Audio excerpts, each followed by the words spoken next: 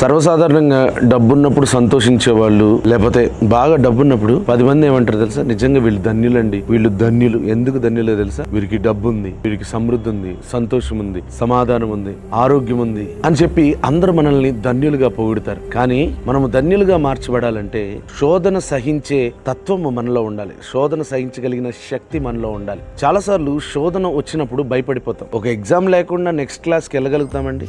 Exam ఉండాలి. నువ్వు perfect అనేది ఎప్పుడు తెలుస్తుందంటే శోధన సహించి ఆ శోధనలో పాస్ అయినప్పుడే.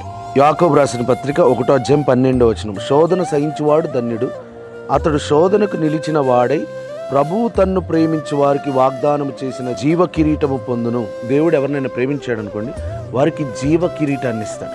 ఒక వ్యక్తికి రాజ కిరీటం ఇచ్చామనుకోండి, అతను రాజు అయిపోతాడు.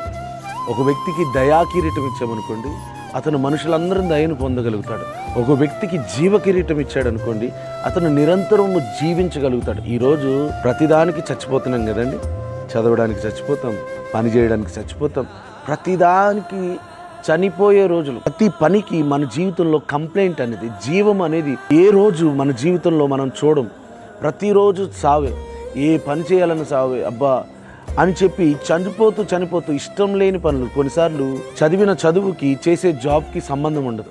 జీవము లేని పనులు మనం చేస్తూ ఉంటాం. అయితే నీ జీవితంలో వచ్చే శోధనలు ఒకవేళ సహించగలిగితే, కొంచెం ఓపిక పట్టగలిగితే, ఆ శోధనను తీసుకోగలిగితే నువ్వు ధన్యుడిగా మార్చబడతావు. నువ్వు చేసే ప్రతి పనిలో దేవుడు నిన్ను ఆశీర్వదిస్తాడు. కాబట్టి శోధన సహించి ఆశీర్వదించబడదాం. God bless you.